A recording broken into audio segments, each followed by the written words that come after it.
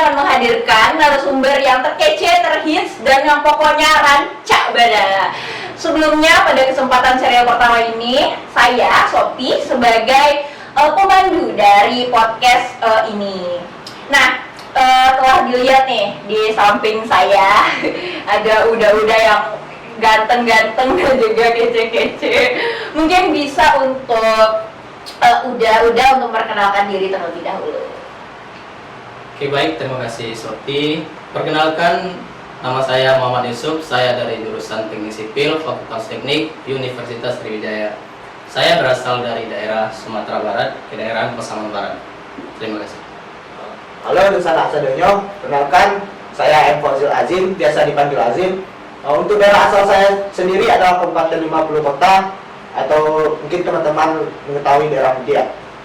Untuk jurusan tersendiri, saya jurusan Teknik Mesin angkatan 2020.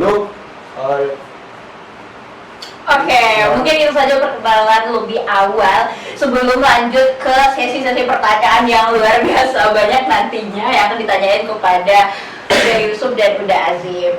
Mungkin untuk sesi pertama kita perkenalan mengenai organisasi gitu ya, Permata Sumsel. Mungkin bisa Uda Azim atau Uda Yusuf bisa menjawab apa sih Permata Sumsel? Oke, baik, terima kasih untuk pertanyaannya Sophie. Mungkin lebih baik saya menjawab lebih awal. Organisasi Permata Sumsel yaitu organisasi kedaerahan Minang yang mana tepat didirikan pada tanggal 23 Maret 1985. Pada saat itu, organisasi mahasiswa Minang itu didirikan oleh salah satu mahasiswa Unsri yang mana dia berasal dari kedaerahan Minang. Oke, berarti kira-kira Permato sekarang berumur 38 tahun. Wow, umur yang cukup lama dan cukup besar ya untuk organisasi kedaerahan. Mungkin setelah dari perkenalan dari Permata Sumsel, kita bahas mengenai kabinet gitu ya. Mungkin untuk Uda Azim bisa memperkenalkan kabinet. Oke, terima kasih Sophie.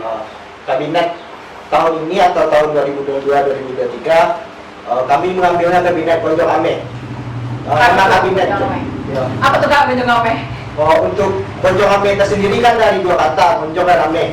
Bonjong ini adalah seperti yang kita artikan untuk atap rumah gadang. Jadi kami menganggap Permata ini kayak rumah untuk orang-orang Minang yang kuliah di Sumatera Selatan. Dan Ame itu sendiri artinya adalah sesuatu yang berharga, sesuatu yang kuat, atau sesuatu yang tahan lama lah. Jadi kami berharap untuk Permata ini dan anggota-anggotanya sesuatu yang berharga menjadi sesuatu yang berharga atau yang kuat. Oke, berarti secara filosofis Bonjong Ame itu adalah rumah yang sangat-sangat berharga gitu ya. Bukan rumah yang sangat-sangat berharga, mohon maaf ya. Rumah yang sangat-sangat berharga dengan filosofi dari Bonjong Ame itu sendiri. Nah, setelah kita membahas tentang Permata dan juga kabinetnya, kita yang lain udah pada tahu belum? Udah ini jabatannya apa di Permata Sumsel? Pada belum tahu ya, jadi saya perkenalkan. Jadi Uda Yusuf adalah Ketua Umum dari Permata Sumsel periode 2023-2024. Begitupun di sampingnya ada Uda Azim sebagai Wakil Ketua Umum Permata Sumsel periode 2023-2024. Nah, sebelum kita lanjut ke pertanyaan selanjutnya, mungkin apa sih motivasi dari Uda Yusuf dan Uda Azim sehingga bisa bergabung ke Permata Sumsel dan sekarang menjadi ketum dan juga wakil ketua umum gitu? Mungkin bisa dijawab bergantian. Oke, baik. Mungkin bisa saya jawab terlebih dahulu. Motif saya yang lebih awal untuk masuk organisasi Permata Sumsel ini yaitu dikarenakan Permata adalah organisasi kedaerahan yang mana itu adalah tempat perkumpulan mahasiswa-mahasiswa Minang yang berasal dari kedaerahan saya sendiri yaitu Sumatera Barat tadi. Maka dari itu, di sana saya juga termotivasi untuk bergabung di Permata Sumsel ini dikarenakan ada sanak saya, saudara-saudara saya yang berkuliah yang sama dengan saya itu di Sumatera Selatan, yang mana saya merasa ada tali persaudaraan di daerah Bumi Sriwijaya ini. Oke, Mungkin karena sama-sama ingin berkuliah di Sumatera Selatan gitu ya. Mungkin dari Udazim apa tuh motivasinya? Ya, terima kasih Sophie. Motivasi saya sendiri lebih ke pribadi. Jadi pertama kali saya datang ke Palembang Tenggara ini, saya pergi sama kawan jurusan saya, Hafiz dan Pak Lan. Jadi saya tidak diantar orang tua atau lebih ke itu, lebih sama teman lah. Jadi awal tiba di Palembang atau Indralaya ini, saya merasa lah orang-orang di sini menyambut saya dengan hangat, dengan baik. Jadi motivasi dari awal itu lebih ke orang-orang yang isi di dalamnya. Oke, berarti mereka menyambut dengan hangat kehadiran dari Udazim gitu ya. Jadi kayak yang di Udazim kasih tahu kalau Permatu itu adalah rumah gitu tadi ya. Oke, mungkin itu sedikit dari motivasinya sehingga duduk di sini sebagai ketum dan wakil ketum gitu ya. Mungkin selanjutnya untuk pertanyaan yaitu di organisasi. Kita kan di organisasi sangat dekat kaitannya dengan leadership atau kepemimpinan gitu ya. Dari menurut pandangan Uda Yusuf atau Uda Azim nih, nah kepemimpinan itu kayak gimana sih? Terus dari kualitas kepemimpinan itu seperti apa sih? Gitu. Oke, mungkin bisa saya jawab ya, Uni Sophie. Iya. Seperti yang kita tahu, kepemimpinan itu adalah seseorang yang bisa mengumpulkan atau memimpin sesuatu anggota maupun rekan tim kerjanya nantinya. Dan solusi ataupun cara mengatasi akan semua hal itu dalam melaksanakan program kerja, maka di situ kita juga bisa tentunya kita juga tahu kan, sesuatu organisasi itu akan ada yang menjadi pemimpin dan akan ada yang menjadi yang akan dipimpin. Nah, maka dari itu akan lebih baik kita membangun rekan tim kerja terlebih dahulu. Seperti halnya yang seperti kita tahu di organisasi daerah kita yaitu Permatu Sumsel, itu ada rekan tim kerja yang dinamakan Badan Pengurus Harian. Oh iya. Nah, mungkin dari situ bisa kita alihkan nanti atau kita limpahkan kepada anggota-anggota kita bahwasanya ada nanti program kerja yang harus dilaksanakan pada tanggal berapa dan bulan berapa. Mungkin di situ bisa kita alihkan kepada departemen-departemen yang sudah kita cantumkan tadi. Oke, itu mungkin dari arti dari kepemimpinan gitu ya.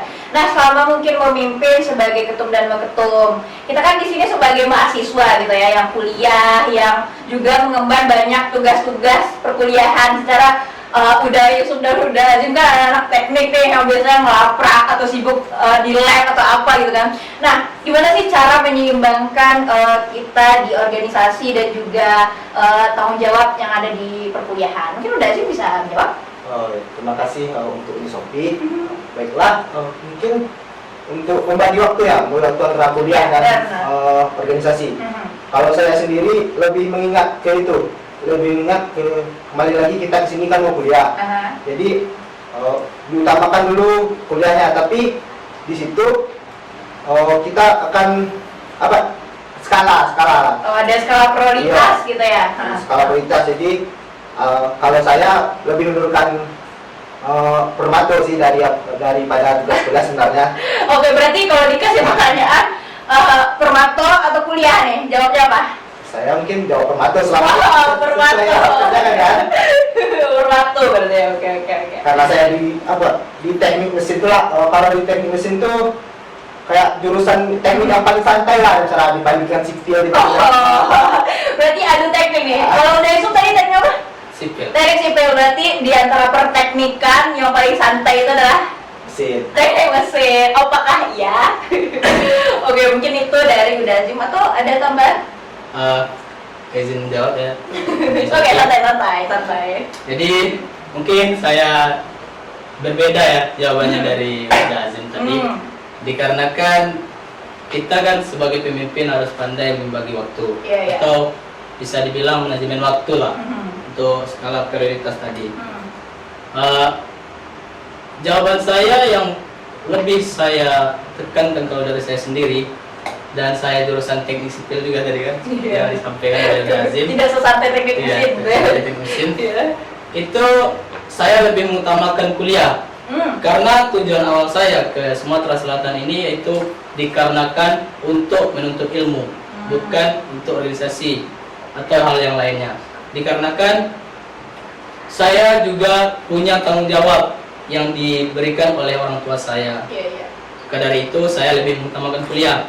Tapi di balik semua itu saya juga tidak lupa akan tanggung jawab saya sebagai ketua umum tadi, yang mana saya juga harus pandai membagi waktu untuk Permato dan untuk kuliah saya. Mungkin itu dari saya.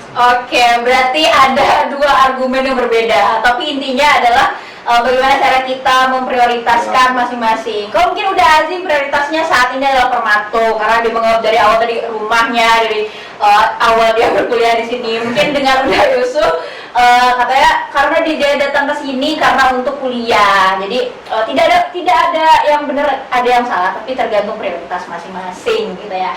Oke, selanjutnya untuk pertanyaan, karena banyak pertanyaan nih, udah. Jadi kita bawanya santai-santai gitu ya.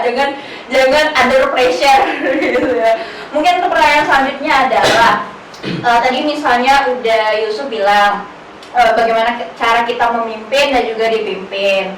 Nah, untuk yang dipimpin itu adalah anggota gitu kan. Nah, misalnya di dalam suatu organisasi khususnya Permato, pasti adanya namanya konflik lah antara yang pemimpin dan juga yang dipimpin. Mungkin bagaimana sih ketika adanya konflik dengan anggota tersebut? Bagaimana sih cara penyelesaiannya dari kalian? Terima kasih. Untuk konflik tadi, itu hal yang sudah biasa kita jumpai di organisasi. Iya. Itu bukan hanya organisasi Permato saja, mungkin organisasi kedaerahan maupun jurusan juga seperti itu. Akan tetapi konflik tersebut bisa diselesaikan dengan, mungkin kalau dari saya sendiri pribadi, itu dengan mengadakan rapat ataupun evaluasi nantinya. Seperti yang kita tahu kan, sebelum kita melaksanakan program kerja, di situ kan pastinya kita akan mengadakan rapat terlebih dahulu agar dapat memproses bagaimana sih progres untuk program ini, bagaimana sih bentukannya, gambarannya, dan di situ kita bisa tahu apa sih yang rasanya diselesaikan, apa yang rasanya kurang di situ. Mungkin bisa kita dapatkan di sana. Dan untuk evaluasi tadi, di sanalah kita tahu dan cara gimana yang seharusnya untuk kedepannya lagi. Kalau umpamanya masih dalam keadaan salah atau bagaimana, di rapat evaluasi itulah nantinya kita mengomentar ataupun memberikan pendapat hal yang lainnya juga gitu. Dan di situ mungkin dari sana juga lah timbulnya solusi konflik antar anggota maupun departemen nantinya. Mungkin itu dari saya. Oke, mungkin dari udah itu tadi menjelaskan kalau berbagai konflik antar anggota itu bisa diselesaikan gitu ya dengan berbagai cara dari trik kepemimpinan mereka masing-masing gitu. Jadi kan itu tadi kita membahas tentang internal nih, konflik antara anggota. Atau mungkin untuk pertanyaan untuk Uda Azim, gimana sih kalau misalnya kita berhubungan dengan pihak luar gitu? Gimana sih cara kita untuk nge-branding Permato Sumsel itu sendiri supaya terkenal baik dan terkenal citranya itu baik di mata pihak-pihak luar? Itu gimana sih caranya? Terima kasih untuk Sophie. Mungkin untuk membranding Permato ya. Untuk membranding Permato sendiri, kami memiliki proker-proker lah di pengurusan ini. Kayak proker Permato Cup, proker Expo, di mana nantinya itu adalah puncak dari proker-proker kami nantinya. Jadi proker-proker inilah yang akan membuat Permato ini tetap ada lah, dilihat oleh semua orang. Baik itu di Sumatera Selatan ini mungkin bisa diketahui, mungkin nanti di Sumbar kan, diketahui oleh pemerintah Sumbar. Dan selain itu di Permato ini kami punya pembina BMKM. Jadi di BMKM tersebut Permato ini terutama ketum lah yang keluar kan, bisa membranding Permato ke orang-orang awak yang ada di Sumatera Selatan nih, di Sumatera Selatan. Mungkin itu. Mungkin cara nge-brandingnya itu adalah dengan proker-proker yang terbaik gitu kan, dengan didukung dengan alumni atau Permato, dengan BMKM dan juga IKBS, pokoknya alumni serta orang-orang yang terlibat di organisasi Permato itu sendiri, sehingga Permato menjadi organisasi kedaerahan yang ada di Unsri dan juga se-Sumatera Selatan. Bukan hanya Unsri ya, untuk anak Permato bukan hanya Unsri ya. Tadi itu lupa, Permato itu bukan hanya untuk anak-anak Unsri, tapi juga anak-anak yang Posri atau universitas seluruh Sumatera Selatan gitu. Mungkin setelah pertanyaan-pertanyaan tadi nih, jadi apa sih yang membuat kita mempunyai tujuan dan motivasi yang sama untuk Permato? Mungkin dari ketum atau ketum bisa menyampaikan apa sih kesan dan pesannya selama ada di Permato, dan juga bagaimana sih nantinya kita bisa untuk mengembangkan Permato ini menjadi organisasi kedaerahan yang paling terbaik se-Sumatera Selatan. Oke, baik, terima kasih Kak Sophie. Ini nanti aja ya. Santai. Oke, bisa saya jawab ya. Pesan saya dulu, pesan saya untuk Permato yaitu adalah seperti yang kita tahu kan, organisasi ini butuh SDM. Jadi di situ kita seharusnya lebih mengutamakan SDM kita daripada proker-proker yang akan kita jalani. Maka dari itu, kita sebagai pemimpin ataupun badan pengurus harian seharusnya bisa lebih mengutamakan atau mengondisikan yang SDM-nya tadi awalnya masih sedikit. Maka di situ kita harus bisa untuk mengembangkan atau membangun SDM yang lebih banyak lagi. Karena apa? Karena program kerja kita ini sangat banyak gitu ya, secara programnya banyak tadi ya. Iya. Di situ kita juga pastinya akan membutuhkan anggota yang lebih banyak, karena selama kita mempunyai anggota ataupun hanya kalau umpamanya punya pemimpin saja tidak punya anggota, itu tidak akan terselesaikan dengan baik. Maka dari itu harus ada kerjasama antara pemimpin dengan anggotanya. Karena yang seperti yang kita tahu kan, kalau umpamanya kita melakukan pekerjaan dengan cara kerjasama, maka pekerjaan yang kita lakukan itu pastinya akan lebih ringan lagi. Mungkin itu pesan dari saya, lebih utamakan dulu gitu SDM-nya, baru nanti prokernya. Iya, berarti kalau dari Uda Yusuf, lebih baik kita memberdayakan SDM-nya terlebih dahulu. Maksudnya kayak di internal itu lebih kuat, sehingga kita apapun nanti prokernya, apapun nanti cita-cita kedepannya akan lebih mudah tercapai ketika internal atau SDM itu telah memadai gitu. Mungkin kalau dari Uda Azim nih, apa sih saran dan juga pesan dan pesan selama ada di Permato, dan juga untuk pengembangan dari organisasi Permato Sumsel ini ke depannya itu harus gimana sih? Mungkin sama lah kayak Yusuf lebih jadi seperti nama kabinet kita lah, Bonjong Ame. Seperti Yusuf yang memperdayakan sumber daya manusianya kan. Jadi kami berharap nanti ini Permato ini tetap ada lah, tetap kuat, tetap jaya nantinya. Dan mahasiswa-mahasiswa dari Sumbar menganggap Permato ini rumah lah, Bonjong Ame yang berarti rumah kan. Mungkin untuk proker-proker ya, untuk proker-prokernya sebenarnya proker-proker Permato ini tuh sudah sesuai ya, banyaknya sudah hampir tiap minggu kan. Ya hampir padat gitu ya tiap minggu. Padat tiap minggu kan, jadi berharaplah untuk teman-teman, terutama adik-adik dari angkatan 20, 21, 22 yang sekarang kan menjalani pengurusan. Ya, yang lagi nonton, ya, lagi nonton mungkin. Atau di mana gitu. Nonton podcast ini lah. Yang nonton podcast ini. Kami berdua berharap lah untuk teman-teman, adik-adik semua membersamai Permato ini supaya tetap ada nantinya. Karena organisasi Minang kalau di luar Sumsel ya, baik itu organisasi orang-orang tuanya, organisasi yang lainnya, itu pun tetap ada. Dan organisasi Minang tuh di Indonesia tuh sudah besar lah, orang Minang kan. Iya, orang Minang di mana-mana ada. Saya mungkin ingin menanamkan motivasi itu yang saya tanamkan terutama ke diri saya sendiri. Anggaplah Permato ini rumah, dan anggaplah kalian ini orang Minang yang kuliah di sini.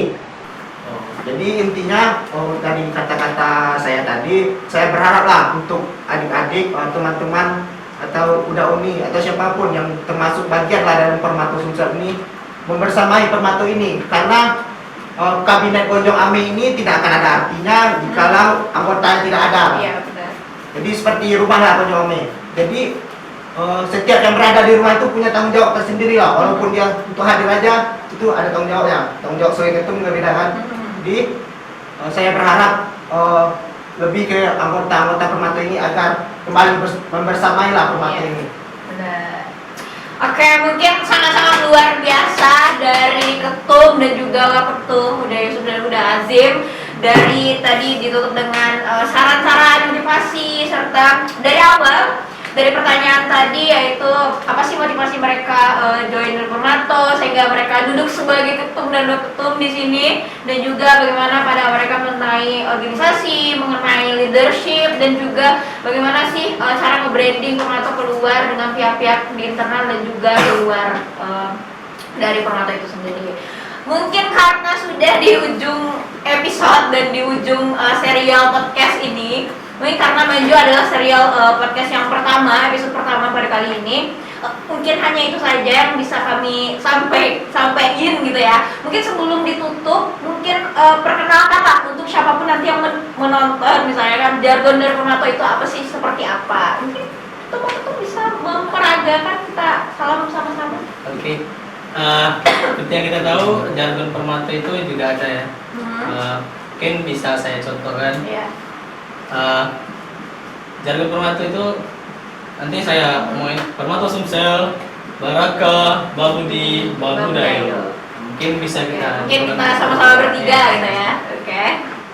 Permato Sumsel, Baraka, Babudi, Babudayo. Oke, sekian dari podcast kami serial pertama, yaitu Manjo Mau Tali Permato. Ditunggu serial podcast episode kedua dengan saya atau tidak nantinya.